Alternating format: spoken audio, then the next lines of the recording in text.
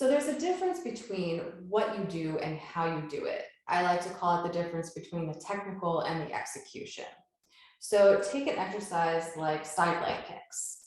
So side leg kicks, you lift your leg, you kick it forward and back.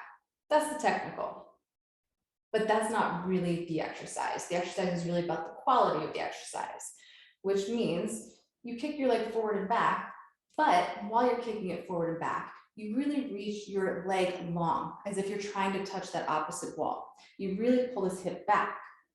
Good, so really getting that length of your leg, length of both legs, in fact. Scoop your belly in and up, opening up your collarbones, drawing your shoulder blades together behind your back. Good. And really getting the space between your hip and your shoulder. So really reaching this hip long, belly scooping in. That's a lot different than just kicking your leg forward and back. So it's really about the quality, not just where you're throwing your arms and your legs. So again, with side leg kicks, you can feel like you're kicking your leg through water, so really feeling that resistance. That's a lot different than just throwing your leg forward and back.